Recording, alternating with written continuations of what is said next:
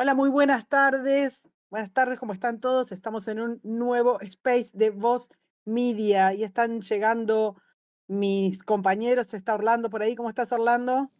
Karina, todo bien por aquí, contento, nuevamente reunidos en otro space, donde vamos a hablar de algo que esperábamos, que preveíamos, pero que bueno, finalmente ocurrió y es bastante llamativo. Pero saludo a Vanessa, que también ya está con nosotros. Vane, ¿cómo vas? ¿Cómo va? Buenos días a todos, buenos días a los que ya se van conectando. Todo muy bien por acá. Yo creo que estamos viviendo unos días bastante movidos acá en Estados Unidos, breakings muy importantes todos los días. Y no solo de la carrera presidencial, sino también de otras cosas. Entonces, nada, con mucha información y eso pues hace más ricos este tipo de debates y de discusiones. Veo que Andrés ya está por ahí. No sé si no te ha llegado la invitación, Andrés, que la solicites para que te pongan de speaker. Ahí va. Parte de la idea que nos reúne hoy tiene que ver con que, es cierto, como ustedes comentaban, no hubo grandes sorpresas respecto de los presuntos nominados, ya tienen la nominación asegurada, pero sí hay una cantidad de información, de escándalos, de juicios, bueno, está el fantasma de la revancha, ¿no? Que hace que esta elección sea obviamente la más importante de la cantidad de elecciones que hay este año en el mundo, que son muchísimas. ¿Por dónde largamos, Vanessa? Vos sos quien la viene cubriendo más de cerca esta elección. ¿Por dónde te parece que largamos en todo esto? Porque tenemos cualquier cantidad de preguntas para hacerte y para hacerle a Andrés y obviamente a Orlando, ¿no? Sí, absolutamente, hay demasiada información. A ver, que tal vez podemos empezar haciendo como recopilando información de lo que ha pasado después de las primarias y un poco de lo que nos dicen las encuestas y ahí sería bueno también el punto de Andrés, pero un poco así haciendo yo como una introducción general. Eh, ¿Qué vimos? Bueno, vimos que definitivamente Trump es el que manda dentro del Partido Republicano. Yo creo que es un partido republicano diferente. Creo que el movimiento MAGA ha cambiado el partido republicano.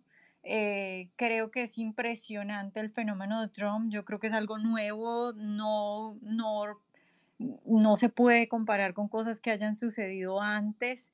Es un fenómeno muy potente que hace que crezca a medida que aumentan los casos en su contra. Eh, Sin embargo, por supuesto, ahí todavía hay, digamos, un porcentaje, que es lo que muestran las encuestas, de gente que, dependiendo del estado, de gente que no votaría por Trump a pesar de ser republicana, ¿no?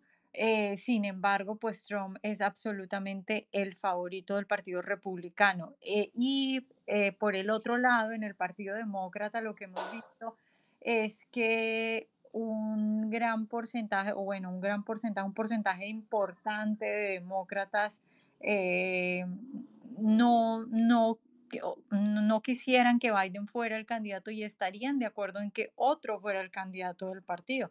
Estamos hablando de un 48% a nivel general, es decir, en esa encuesta, cuando se le pregunta a la gente a nivel general que si estaría de acuerdo con que otro candidato reemplazara a Biden, el 48% dice que sí. Y dentro de los votantes del Partido Demócrata también esa cifra es 48%. Eso, por supuesto, es muy preocupante, que el 48% de tu partido crea que o esté de acuerdo con que alguien te reemplace, pues da mucho que desear. Yo creo que ahí hay varios motivos y creo que no solo tiene que ver con el estado de salud del presidente, que es un estado absolutamente lamentable y preocupante para la seguridad de Estados Unidos, pero también tiene que ver con todos los escándalos alrededor del presidente, porque creo yo que estos escándalos de sobornos de la familia Biden son, digamos, en la historia de Estados Unidos, de los escándalos más grandes que haya podido haber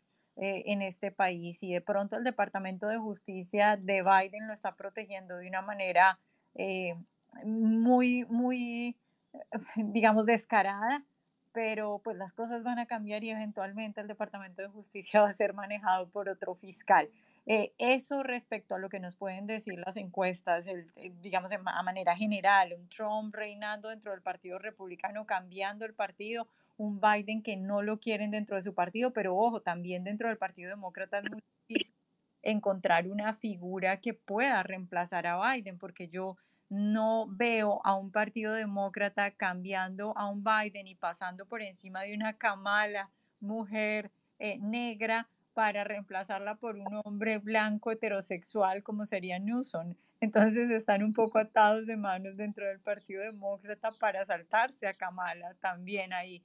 Y Bueno, finalmente, Newton siempre se puede percibir, viste que en su, en su cosmogonía podría percibirse otra cosa, podría percibirse mujer. esa podría ser una acción desesperada, pero bueno, y Claro, finalmente una cosa que quiero resaltar antes de darle la palabra a Andrés para que él también nos cuente qué piensa él de cómo haciendo un, digamos, finaliza o haciendo un resumen de todo lo que nos ha dejado estas primarias, estas encuestas, es que Trump está ganando en los estados púrpura más importantes, en absolutamente todos está ganando, y eso también es fundamental, pero también que le está quitando votos a Biden o que Biden está perdiendo votos dentro de grupos que habían sido muy fuertes para el Partido Demócrata, como son los negros, como son los jóvenes y como son, por supuesto, los hispanos. Andrés, buenas tardes y de una vez cuéntanos un poco tu resumen de estas primarias y de lo que tú has podido ver en las encuestas. Perfecto, Vanessa. Muchas gracias de nuevo por la invitación. Un saludo a todos los que nos están oyendo. Bueno, esto es una novela, ¿no? Tenemos ya ni siquiera 2 años. Esto viene de 2016, la novela sin fin de Trump y ahora con Biden. Y realmente ya se sabía que, por supuesto, que Trump iba a ser el dominado desde que terminó el caucus de Iowa en enero. Si acaso el que Haley tardara tanto en hacer el dropout, esperando que algo pasara con Trump, y al final del día, bueno, ganó 2 estados y puede decir que es la primera candidata mujer republicana que gana estados en primarias, lo cual, bueno, es importante para ella y para el futuro del Partido Republicano, pero más allá de eso, realmente fue una completa pérdida de tiempo. Trump ganó, por supuesto, todos los estados que se esperaban que ganara. Y ahora el tema es qué es lo que va a pasar en noviembre. Y hay muchos factores que van a tener juego en lo que va a pasar en noviembre. Y recordemos, nada de lo que está pasando hoy en marzo va a ser la foto final de cómo va a terminar en noviembre, así como tampoco lo fue en 2020.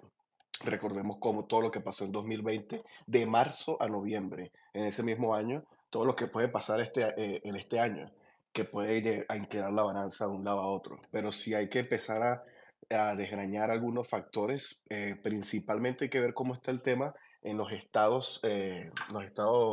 battleground states, en especial Michigan. Si algo que podemos destacar de las primarias es cómo el uncommitted vote da una muestra de los votantes demócratas que no están de acuerdo con la posición que ha tenido Biden en el conflicto Israel-Jamás. Y esto va a tener un papel muy importante de aquí a noviembre, independientemente de lo que pase o no con la guerra, que por supuesto que el mejor escenario para Biden es que se llegue a un cese al fuego y baje las críticas dentro de su partido, de los más radicales, respecto a la posición que él tiene en la misma. Eso sería lo mejor que le puede pasar con estos votantes de aquí a noviembre. Pero dejando lo que sea que pase con la guerra, es muy, muy interesante que haya muchísimos votantes que están expresando su descontento con el presidente. Recordemos que muchísimos de estos votantes, en su mayoría, por ejemplo, en Michigan, musulmanes, fueron los que le dieron la victoria a Biden en 2020. Entonces, ¿qué pasaría si nada más la mitad de ellos deciden no votar por Biden? Que muchos pueden decir, bueno, que al final del día, cuando sea 5 de noviembre, y van a tener en su mente, sea Trump o sea Biden, terminarán decantándose por Biden. Pero es que al final del día, en la ciencia social, los humanos son diferentes. Van a haber personas que les duele tanto lo que está pasando en esa guerra que no van a querer votar por Biden porque lo ven como el que está proveyendo de armas a Israel y ellos piensan que no debería pasar. Eso por el lado demócrata. creo que es el tema más importante. Dejando a un lado también el tema de la edad, que a pesar de que todos sabemos que Biden está, parece que cada día es su último día, realmente el discurso de la unión, independientemente del contenido, bajó las alarmas para algunos votantes demócratas, porque parece que Biden practicó por semanas, día a día, y usó todas sus neuronas para que ese discurso por lo menos no fuese tan horrible, a pesar de que se equivocó con el nombre de Riley en Georgia. Realmente es mejor la actuación que tuvo en ese discurso que en sus entrevistas diarias. Y eso calmó a muchos demócratas. Ahora, con el lado republicano es el tema de que muchos de los que votaron por Haley no van a votar por Trump. Y eso es un hecho también, sobre todo aquellos que son más independientes, políticamente hablando, y que consideran que Trump simplemente no debería ser el candidato. Una encuesta que salió justo después de que Haley terminara su campaña por Resonate decía que el 46% de los que votaron por Donald Trump que los que votaron actualmente por Haley no votarían por Donald Trump. Y eso nada más te lleva a decir, ok, si 100,000 personas votaron por Haley en X estados, si 50,000, 40,000 de ellas no votan por Haley, eso es otro problema totalmente distinto que no se tiene en este momento, la capacidad de entender cómo eso va a cambiar todo en noviembre. Entonces, ambos partidos tienen bombas de tiempo que tienen que ver cómo responder, tanto Trump cómo traer a los votantes de Haley, como Biden cómo volver a traer los demócratas a la base. Andrés, te consulto en qué medida la elección de vices podría modificar estos umbrales de rechazo de los que estás hablando de ambos candidatos. Totalmente, Karina. Fíjate, eso creo que es la ventaja más grande que tiene el Partido Republicano actualmente. ¿Por qué? Porque los demócratas no van a cambiar a Kamala. Como lo decía Vanessa, realmente es muy, muy complicado para el Partido Demócrata cambiar a una vicepresidenta que es parte de tantas minorías y que representa una gran parte de lo que es el Partido Demócrata en cuanto a su imagen. No van a cambiar a Kamala. En cambio, Trump tiene la gran oportunidad de que dependiendo a quién elija, pudiese calmar muchas de esas dudas de republicanos que están todavía dudosos de que Biden sea sorry, de que Trump sea el candidato. ¿Qué pasa si elige a Tim Scott? Pues se traerá muchísimo más independientes y leaning demócratas hacia el lado republicano, sobre todo en battleground states, no solamente en Michigan, sino en Filadelfia, por ejemplo. Entonces tienes a ese ejemplo, qué pasa si trae a Noem, qué pasa y también puede ser el contrario, quizás traiga alguien incluso más radical a la percepción del votante promedio que les lleve a estar incluso más dudosos respecto a Trump. Entonces, la elección del candidato a la vicepresidencia, por supuesto que va a ser, creo yo, la decisión más importante que puede tomar Trump en las próximas semanas para determinar cómo traer a esos votantes dudosos. Un poco de contexto para quien está llegando al Space y se va conectando y quizás está un poco ajeno a esto. ¿Por qué decimos que las primarias prácticamente se decantaron? Ayer en la noche, tanto Biden como Donald Trump lograron la cantidad de delegados suficientes para tener la nominación de sus partidos. Biden lo logró con Georgia, Trump lo logró con las elecciones de Georgia y Washington. Y un pequeño dato que me parece interesante. No había un rematch, una revancha, desde 1956 con Eisenhower y Adlai Stevenson. Nuevamente tenemos este escenario, que para muchos es un escenario catastrófico, por lo que fue en parte la elección del 2020, que fue una elección bastante tensa, bastante dura, además coloreada por la censura, por la presión, el hostigamiento, las investigaciones, todo el tema de la laptop de Hunter Biden. ¿Qué habla? ¿Qué dice de Estados Unidos, Andrés? Que veamos este rematch, Trump versus Biden. ¿Qué habla del Partido Demócrata? ¿Qué habla del Partido Republicano? Fíjate, Orlando, y ahora que lo mencionas, ¿no? Y teniendo una perspectiva más amplia de la carrera, también hay que tener en cuenta que Kennedy está en la carrera Y hay encuestas que lo tienen en 7, 6, 9%, incluso más de 10%. Y nada más eso, nada más con que consiga un 6 o un 8%, totalmente puede cantar la elección de uno a otro. Y es que es un factor que no se tenía en 2020. Y realmente creo que independientemente si ganan los demócratas o los republicanos, el 6 de noviembre, el día después de las elecciones, el país va a estar en muchísimos problemas.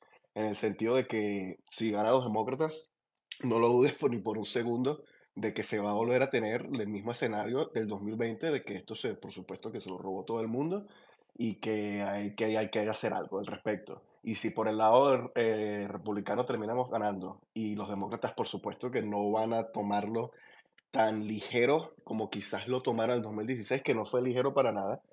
Y eso va a ser un gran problema que va a tener a muchísimas personas ansiosas cuando se acerque noviembre.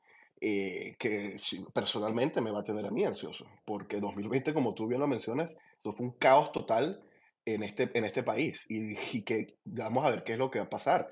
Hay que tener muchísima fe en todos esos oficiales públicos que están en cada uno de los estados, en cada una de las secretarías de Estado, de que se lleve a cabo las elecciones más transparentes posibles y que nadie pueda salir a decir que uno u otro ganó las elecciones. Pero incluso hay muchos que te dicen que la forma de tener un resultado más pacífico es que simplemente gane Kennedy. Y que al final del día los republicanos demócratas van a quedar como que, bueno, ¿y qué pasó aquí? Y realmente no creo que Kennedy pueda ganar, pero sin duda alguna Kennedy va a ser el caballo negro que va a determinar eh, qué es lo que va a pasar con uno y el otro. Porque de aquí a que llegue noviembre, muchas personas, sobre todo esos dudosos, que no creen que Biden tenga la capacidad cognitiva de seguir siendo presidente, ni que Trump tenga la capacidad en su personalidad y en sus habilidades para ser presidente tampoco, van a querer ir a votar por Kennedy o no votan por nadie. Entonces, todo eso hay que tenerlo en cuenta. Y respecto a cómo creo yo que esto refleja la sociedad americana, realmente creo que es más que un reflejo de la sociedad en general respecto a si son más republicanos o demócratas, es simplemente el desacejo que se tiene respecto a que muchas personas están muy decepcionadas del ámbito político en el país. Y lo hemos visto en estas primarias. En muchísimos estados tuvimos un récord de la menor participación de primarias que se ha tenido dentro de un partido y del otro, porque muchos pueden decir, bueno, de las primarias demócratas realmente qué es lo que ibas a votar, o sea, Biden iba a ganar. Pero del lado republicano también se podría hacer quizás el mismo argumento, pero se vieron números muy bajos y ya tenemos resultados de muchas primarias que no son presidenciales, sino primarias al Congreso, primarias locales, y también vemos números bajos comparados a primarias de años pasados. Entonces se puede hacer un argumento de que simplemente ahí el middle ground, como en ciencia política, ese espacio medio del votante promedio, los extremos se han avanzado, que es lo que tenemos actualmente en los partidos, pero el votante promedio es el que todavía está sentado en su casa y no se siente realmente identificado con uno u otro. Y por eso podemos ver que tanto Biden sigue la carrera, si lo consideramos a él como el ala radical de los demócratas, y Trump sigue la carrera si lo consideramos como el ala radical de los republicanos. Y de nuevo, por radical no quiero decir que están locos, quizás Biden un poco, pero, pero me refiero a que son los más hardcore partidistas de cada uno. Y eso es lo que vamos a terminar viendo en noviembre, que si quien sea que gane va a ser por la fuerza de su base más que por la persuasión de los independientes. Andrés, ahí te hago una consulta, porque quizás también la baja participación tiene que ver con que francamente no, digamos, no estaba en duda, era como medio cantado lo que pasaba, y ahí te lo doy vuelta. La cantidad de gente que fue a votar por Haley, más allá de que sabían que no iba a ganar, o sea, tanto deseo tenían de manifestarse contra Trump. Y ahí te pregunto de vuelta si a vos te parece que eso ya está jugado y que más allá de pase lo que pase, Trump pierde esos votos. Y por otra parte, te quiero consultar una cosa más, tanto a vos como a Vanessa, que tiene que ver con si esta radicalización que vos estás describiendo de los dos candidatos es la misma radicalización que se ve en la sociedad. O sea, si la sociedad no tiene puntos en común respecto, no sé, de la economía, la inmigración y otros temas, que no se reflejan en esta polarización enorme del espectro político.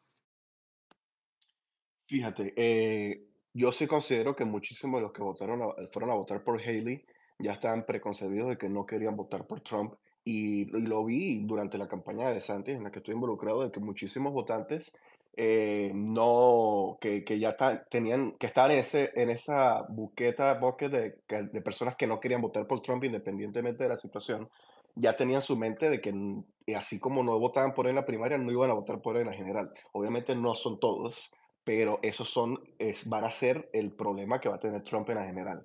Y respecto a si la situación partidista refleja la percepción del público, fíjate, yo creo que hay muchísimas cosas. Si nos enfocamos en, por ejemplo, en la inmigración, en cómo se está viendo de que, y lo vemos en muchas de las carreras, sobre todo las locales, que el tema de la inmigración ya no es solamente es republicano, vemos muchísimos talking points respecto a, por ejemplo, la frontera, respecto a las facilidades que tienen muchísimos cuando cruzan la frontera de tener papeles y X o Y, están calando también en los demócratas. Y eso es un punto muy, muy importante para los republicanos, porque creo que va a ser dentro de los muchos tópicos, como por ejemplo el aborto, el tema de las guerras internacionales y todo lo que está pasando, el tema de la inmigración va a ser uno de esos temas que va a decantar la balanza más a favor de los republicanos, lamentablemente, por supuesto, en el sentido de que lo que ha hecho que eso suceda es los hechos horribles que hemos visto con esa minoría de inmigrantes que están cometiendo crímenes en el país. Y eso ha decantado la opinión pública a de que algo tiene que pasar y quienes tienen la mejor solución para eso son los republicanos.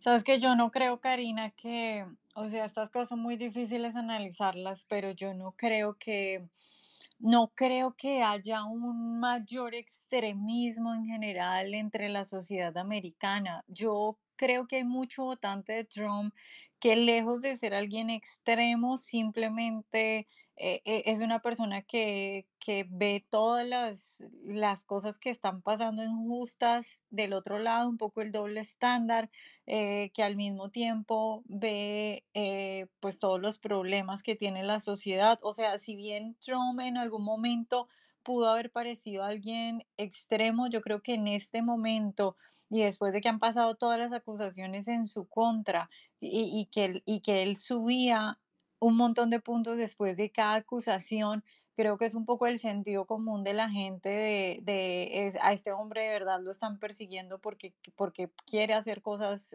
buenas la desconfianza en las instituciones, pero no creo que sea una cuestión de que haya subido el extremismo. Y de otro lado, por el Partido Demócrata, yo creo que en el Partido Demócrata ya hay una pelea muy fuerte entre los extremos y entre los que no son extremos, y yo creo que la posición de Biden frente a Israel un poco a veces me hace sentir como esa discusión que hay dentro del partido, y ese Biden que puede ser incluso contradictorio en una frase seguida a la otra respecto a lo de Israel, porque quiere convencer a los dos lados, ¿no? Y yo no creo que la mayoría de los votantes demócratas sean tan extremos respecto a lo de Israel y Hamás, pero creo que los que son extremos y los que están directamente apoyando a Hamás son muy bullosos. Entonces yo no, yo s- creo que no es que estemos viendo una cuestión de extremos en este momento, por lo menos eso haya aumentado, sino que creo que las condiciones de cada partido y las condiciones del país en general han llevado a que esto esté ocurriendo. Y sobre quisiera mencionar un dato que me parece interesante, que de pronto cambio de tema, pero como lo mencionaba ahorita Andrés, lo de la migración. Si bien la migración le está quitando el primer puesto en casi todas las encuestas a la economía como primera preocupación de los americanos en general, cuando esas encuestas se hacen por partido, ahí hay un detalle muy interesante porque entonces la migración para los demócratas no está en el primer lugar, mientras que para los republicanos sí está en el primer lugar. Para el votante demócrata la migración aparece en tercer lugar con un porcentaje de 6, 7%, las que he visto están menos del 10% de preocupación respecto a la migración.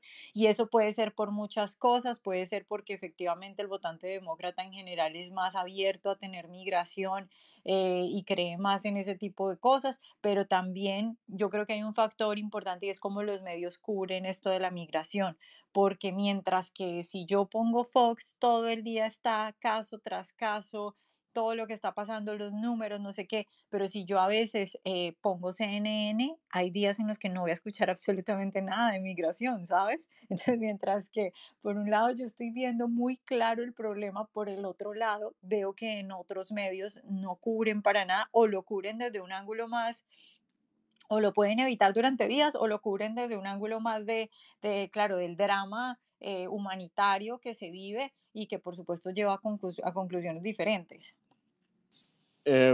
Andrés, bueno, aquí estoy revisando un poll, una encuesta del New York Times, la más reciente, donde Trump le saca a Biden casi 5 puntos de ventaja. Es notable y la mayoría de las encuestas sí tienen una tendencia similar, algunas dándole mucha más ventaja a Trump, otros menos ventaja. Pero quería preguntarte propiamente, me llama la atención, es decir, es claro que las cosas no pintan bien para Biden, que aunque es el candidato demócrata, parece que no cuenta con los créditos ni con la confianza del propio partido. Aquí tengo, por ejemplo, hace una semana, The Atlantic, Mark Leibovich, que es un redactor de The Atlantic, sacó una columna donde, la voy a citar, dice: al lanzarse otra vez a la carrera presidencial, a pesar de su edad, de su baja aprobación y su poco desempeño o pobre desempeño en las encuestas, Biden podría estar teniendo uno de los mayores actos de egoísmo, de egocentrismo y potencialmente un acto destructivo que podría quitarle la presidencia. Esto lo dice The Atlantic. Esto no lo dice el National Review, esto no lo dice el New York Post, esto lo dice un medio, pues históricamente de izquierda, liberal. ¿A qué juegan? ¿A qué juega la izquierda? Lo vemos en MSNBC, comentaristas, cuando critican a Biden. ¿Qué esperan? Es decir, ¿tú ves la posibilidad de que eventualmente lo saquen del juego o Biden se retire? ¿O simplemente están, pues, son, no sé, patadas autodestructivas de la izquierda? Fíjate, Andrés, sí. creo que No. sí, pero disculpa. El primer tema es que cuando ves actores de la izquierda diciendo esas críticas, mayormente buscan que los oídos sean los que están alrededor de Biden. Y yo estoy de acuerdo con lo que describiste en el Atlantic, pero lamentablemente ya estamos en marzo del 2024. Los demócratas, no hay realmente muchos caminos que se pueden permitir para que Biden sea reemplazado. Y el primero que de ellos tienen que pasar por él mismo diciendo, ya no voy a correr y se tiene que cambiar todo. Y el otro tema es que si no es él, la mayoría piensa y está de acuerdo en que la única otra alternativa viable en este punto del año es que va a ser Kamala. Y créeme que he hablado con muchos demócratas y la opinión en general es que hay muchos que prefieren al señor que casi no puede hablar a Kamala. Y esa es la trampa en la que se pusieron los demócratas desde el 2020, que en esa excitación de querer poner a Biden como el principal y después buscar a la persona que tuviera todos los checkpoints de todas las cosas que del Partido Republicano, de todas las inclusiones posibles, se metieron en un paquete en el que esto, si lo querían cambiar, no era en el 2024, esto lo tenían que haber cambiado antes. Pero es que es muy, muy difícil cambiar a un candidato que es presidente. Afecta completamente la agenda del partido, no solamente políticamente hablando, sino legislativamente hablando. Afecta el poder que tiene ese presidente, porque ponte tú que él se hubiese retirado al año pasado y que sea otra persona. En el momento que se retira hasta que termina su presidencia en diciembre de este año, él tenía absolutamente cero poder en la esfera internacional con los aliados y en la esfera interna en el Congreso.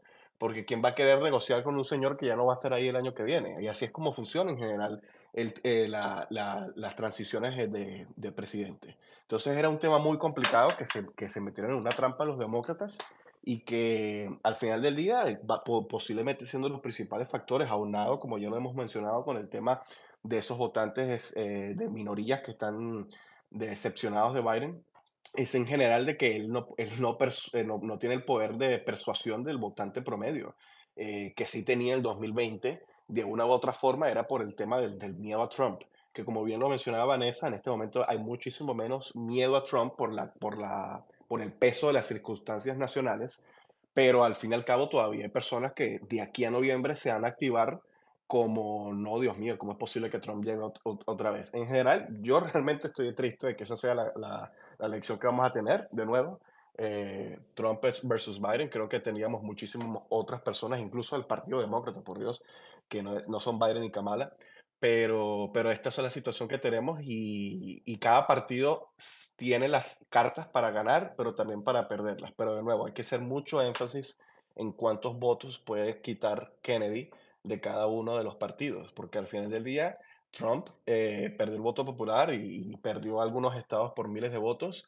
Si eso se va para Kennedy o se va para el otro candidato, mira, podemos estar en una situación donde Biden gana por la muy chiquita porque Kennedy le quitó votos a Trump o viceversa. Entonces, va a ser muy interesante de aquí a noviembre qué es lo que termine pasando.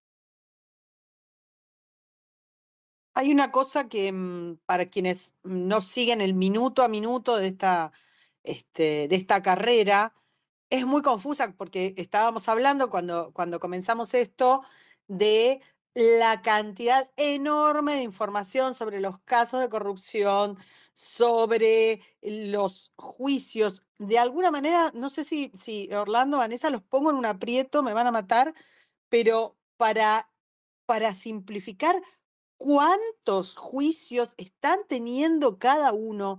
¿En cuántos escándalos están metidos? Y un trabajo que viene siguiendo muy de cerca Orlando, que es cuántos de todas esas acusaciones están minando, digamos, la capacidad de financiar la carrera de Trump. Entonces, eh, este, este, mm, este conglomerado de acciones judiciales, de escándalos, de persecuciones con la familia, ¿de cuánto estamos hablando? ¿Podríamos simplificarlo? Todo el tiempo vemos, pero una noticia atrás de la otra alrededor de esto. No sé si Vanessa, Orlando, ¿quién de los dos quiere largar? Bueno, sí, esto es interesante porque, bueno, los dos últimos fallos judiciales contra Trump, propiamente el del caso de conspiración en Nueva York, que fue llevado a cabo por la fiscal del distrito Leticia James, y el caso de la periodista de E. Jean Carroll, bueno, ponen a Trump en aprietos seriamente, y esto es algo que es paradójico, ¿no? Trump, los casos judiciales y lo que él ha llamado una persecución o una cacería de brujas, le ha resultado tremendamente conveniente en términos de apoyo popular, porque obviamente se perfila como una víctima y a los otros como el deep state que conspira en su contra. Pero paradójicamente sí le está afectando en términos personales y muy graves. En el caso de E. Jean Carroll, sabemos, el juez Kaplan, prácticamente pues sancionó a Trump con una multa tremenda de 83 millones que tiene que pagar a la periodista Carroll en una demanda por difamación. 83 millones de dólares, no es cualquier cosa. Pero mucho peor es el caso de Nueva York y Tendríamos que conspiración. pedir a ver si nos difama un poquito, aunque sea el 10% que nos difame, Oye, sí, sí, aunque sea, por porque favor. es Que tremendo. redistribuya, que redistribuya la difamación.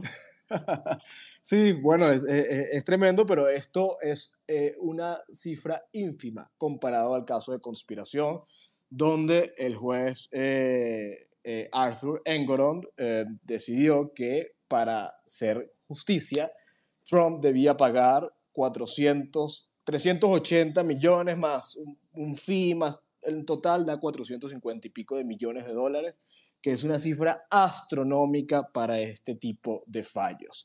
¿Cuál es el problema aquí? Bueno, los abogados de Donald Trump han tratado de argumentar que esta cifra corrompe completamente con el principio de proporcionalidad que establece la 8ª enmienda, que una penalización tiene que ser proporcional, no puede ser excesiva, y ellos argumentan que este caso y la multa se diseñó para quebrar a Trump. El problema es que Trump no cuenta con la plata suficiente para pagar estos casos. No cuenta, está apelando, está buscando negociar, está buscando prórroga, préstamos, etcétera, pero bueno, no ha podido y probablemente tenga que vender alguno de los activos. Es llamativo, no sé si Vanessa quisiera agregar algo con respecto a esto antes de, porque quisiera hacer una pregunta a Andrés, pero vale, no sé si quieres añadir algo. Yo quiero añadir que hace poco hablé con un amigo que trabaja para un congresista y me dijo que tuvo que contratar una persona especialmente para seguir los casos de Trump, porque imposible a su equipo. Claro, está en un comité donde analizan todas las cuestiones legales y le es imposible a su equipo seguir todo lo que está pasando, ¿no? Entonces, es muy complicado, más son casos que están dando mucho de qué hablar y que son muy complicados. Por ejemplo, el caso de interferencia electoral de Georgia, porque hay dos casos de interferencia, ¿no? Uno el de Jack Smith y el otro es el de Georgia, que es Fani Willis. Hoy vimos que se anularon 6 cargos, 3 de esos contra Trump, y que el caso está a punto de caerse y que podrían, o sea, podrían destituir no solo a ella y a su expareja, sino a toda la oficina. Entonces es muy difícil como seguir todo esto y creo que eso también ayuda a que la gente del común diga cómo es posible que estén a ese nivel de persecución cuando por otro lado pasa todo lo que pasa con los Biden y vemos un trato completamente diferente. El caso, por ejemplo, de los documentos clasificados que también lleva Jack Smith. Tenemos a un Biden que simplemente el fiscal especial en un informe dice que, bueno, que es un anciano muy amigable, pero que tiene la memoria disminuida y que por lo tanto él no recomienda cargos porque es difícil probar el caso ante un jurado.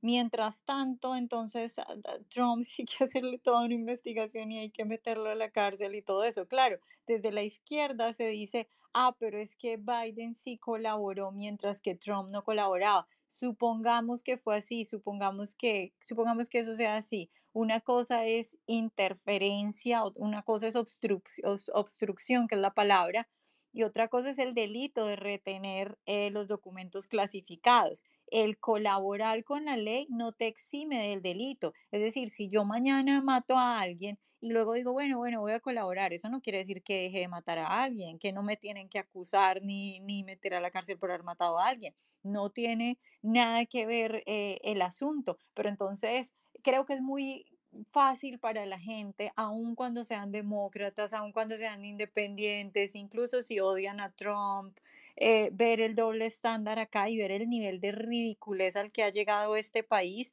diciendo que, porque lo que dice el fiscal especial en su informe y lo que dijo en el hearing de ayer fue Biden tenía conocimiento y voluntariamente, deliberadamente, retuvo los documentos, le expuso a su escritor fantasma que él tenía esos documentos, pero como tiene tan mala memoria, más o menos lo que dijo el fiscal especial es, sí, él en un momento decía, sí, tengo documentos clasificados, te voy a pasar esa información, pero de repente Biden decía, no me acuerdo de nada, no sé quién soy, no sé qué está pasando, entonces no se puede probar ante un jurado el caso porque Biden de repente se le olvida absolutamente todo y se le olvida, por ejemplo, que se llevó los documentos a su garaje o que se los llevó a su universidad llena de inundada con dinero chino. O sea, cuando los americanos ven eso, yo creo que por lo menos como el desprecio por la falta de sinceridad con el sistema judicial y como el maltratar así el sistema judicial.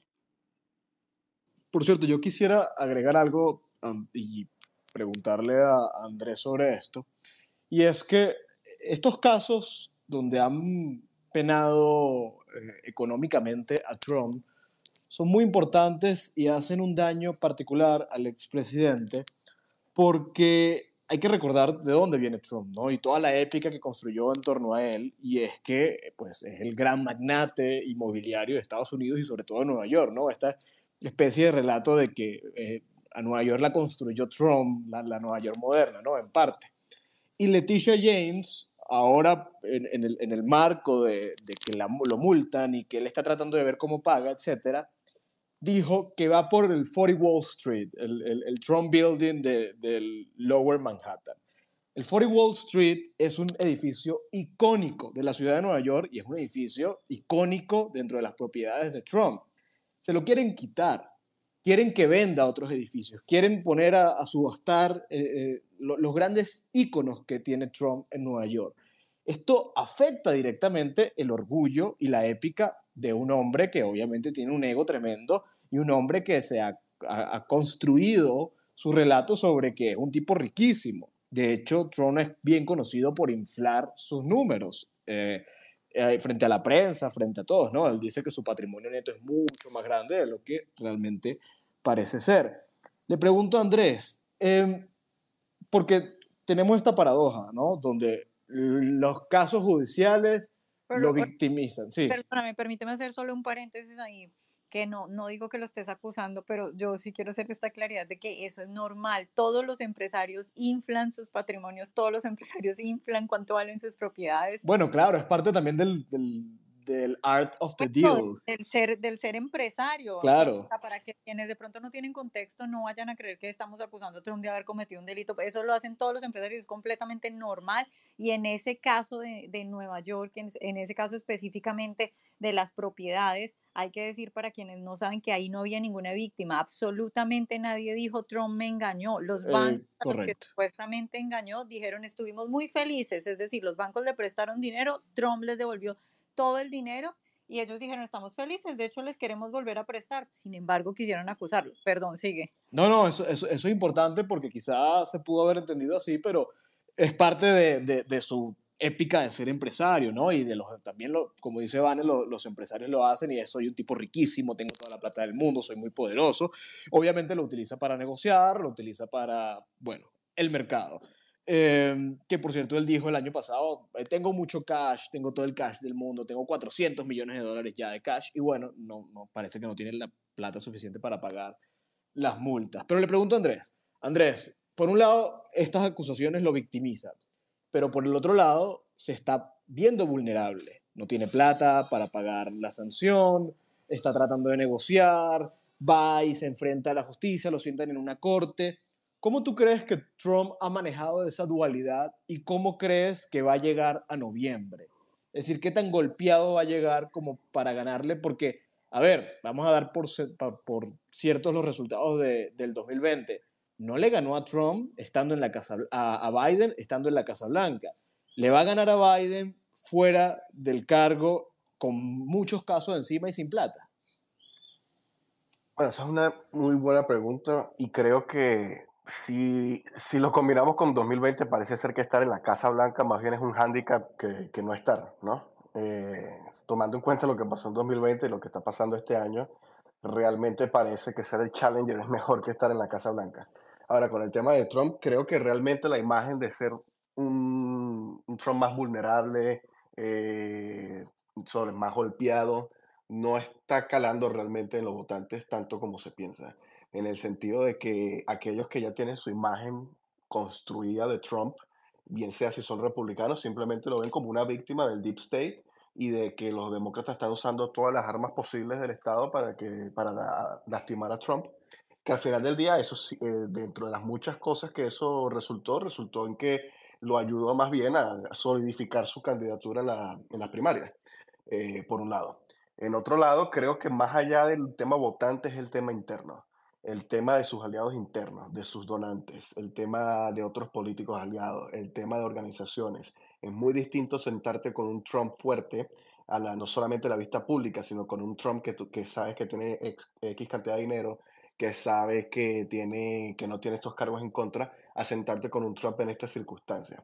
Esto lo que quiero decir es que es mucho más probable de que se empiece a ver un Trump de aquí a noviembre que no sea tan increíblemente sañoso y tan directo en muchos temas y que esté muchísimo más dispuesto a negociar con ciertos sectores de la sociedad. ¿Qué quiero decir con esto? Por ejemplo, si vemos lo que pasó con el tema, lo que pasa con el tema del aborto, muchos pensaban meses antes que Trump iba a tomar, ¿sabes?, la posición más pro vida, totalmente un baneo federal y todo esto, y Trump tiene una posición más moderada. Eso es un ejemplo de las muchas posiciones que Trump ha tomado un poco más moderadas con el paso de los meses. Y eso impacta a nivel interno cuando él tiene que sentarse con las diversas facciones, las diversas coaliciones del Partido Republicano. Tú vas a sentarte con él y es muy distinto cuando sabes que el tipo ya prácticamente ya no tiene la misma plata que tenía antes y que está muy, muy golpeado a nivel personal. Y por supuesto, del otro lado, un Trump golpeado a nivel personal, por supuesto que es un poco más propenso a cometer errores, que es algo que también esperan que pase, que los demócratas esperan que pase, que salga y diga algo que no tenga que decir en un rally. Casi como si Biden no dijera eso prácticamente todos los días. Entonces, creo que no tiene un impacto a nivel electoral como se piensa, pero sí, por supuesto, que lo tiene a nivel interno del partido.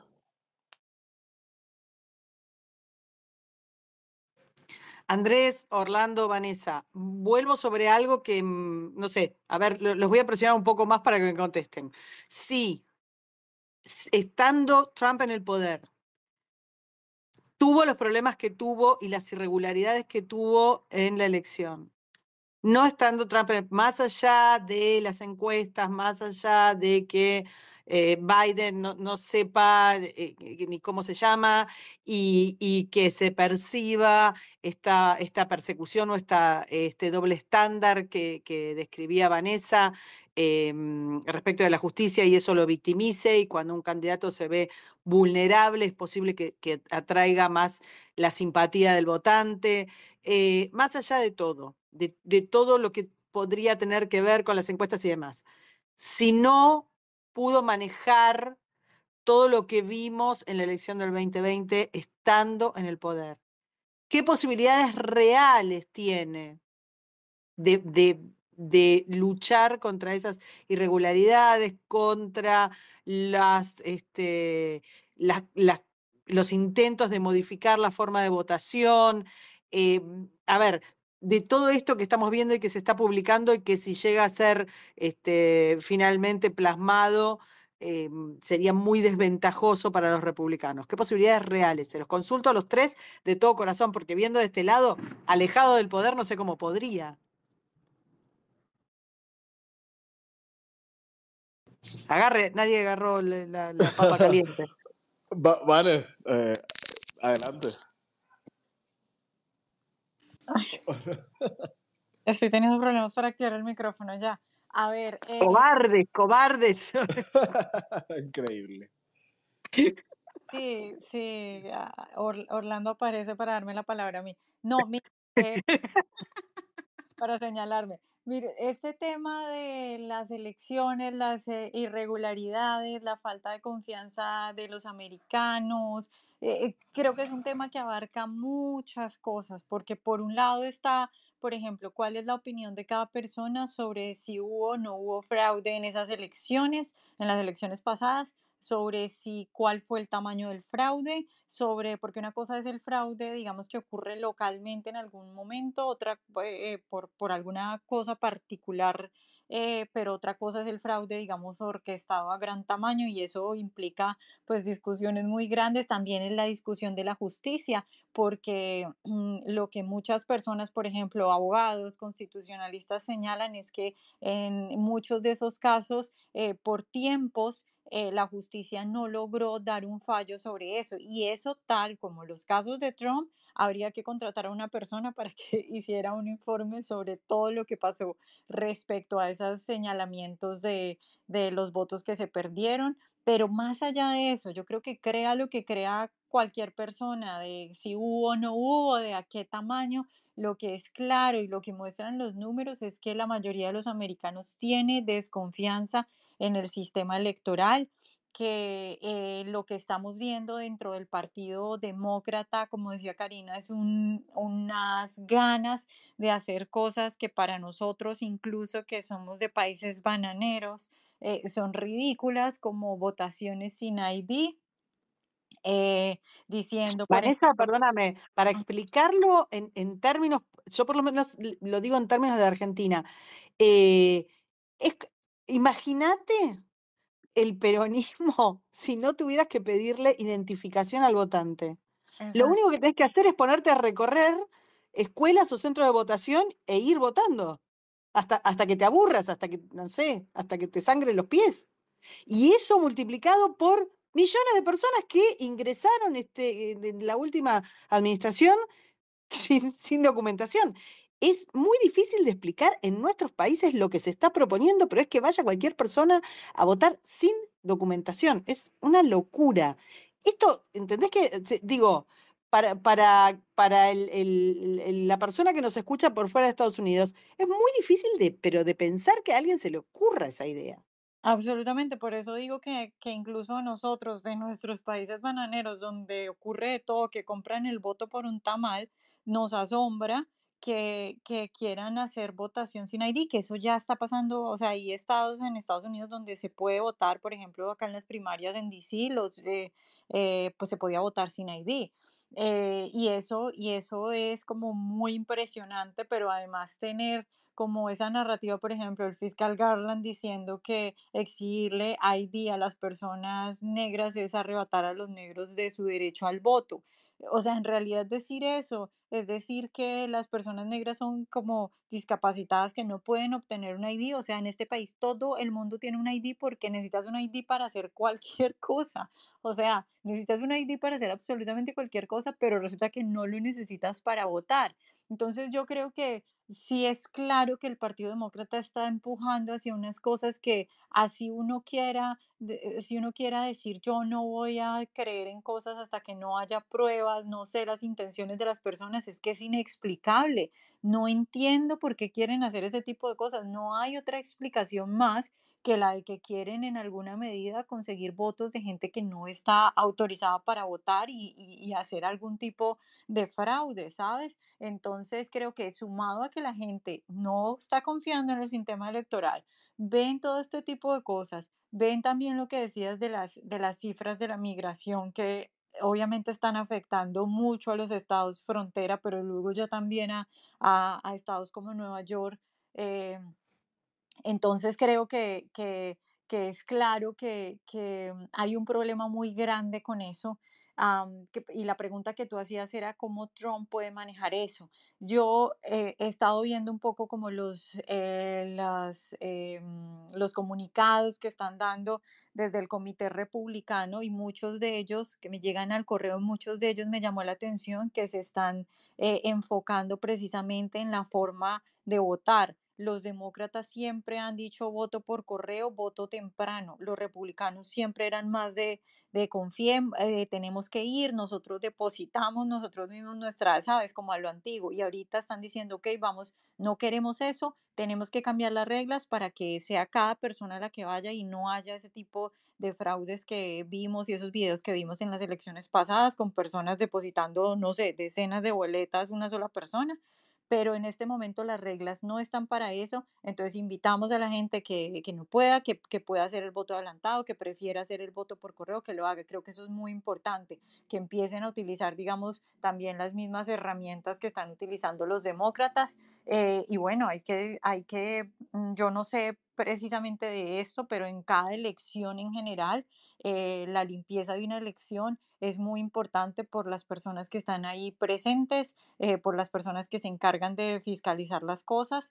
Y bueno, esperemos que el Partido Republicano pues haga eso. Si la pregunta se refería solo a esto de la votación y del posible engaño, creo que eso es lo que tendría para decir. Sí, yo de acuerdo, yo creo que no se Ahora Orlando puede. le da la palabra a Andrés. Lo iba a hacer, sabes que lo iba a hacer, pero iba a quedar muy mal. Y iba a ser muy vergonzoso, entonces me toca responder. No, yo creo que, mira, los americanos, como dice Vane, están al tanto.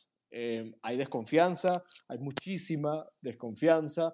Trump, pues, ha alzado la política, su retórica en los últimos 4 años en torno a ese hecho, al fraude electoral. Y yo creo que es un tema que está sobre la mesa. Obviamente lo ha dejado de lado por Orlando, razones. perdóname, es que me haces acordar de cosas, otro paréntesis. Ahorita cuando dices eso de que Trump ha alzado la voz, claro, obviamente lo último que tenemos nosotros en la memoria son las denuncias de irregularidades en las últimas elecciones de parte del lado republicano, pero los demócratas muchas veces, en muchas elecciones, recordemos a Hillary, han dicho que hubo robo de elecciones, ¿sabes? Entonces, como que también recordar eso para aquellos que dicen, es que solo los republicanos dicen que ha habido robo, del lado demócrata también se ha dicho eso muchas veces. Importante, Vane me matiza para que no parezca tan anti-Trump yo. Pero está ahí, está sobre la mesa.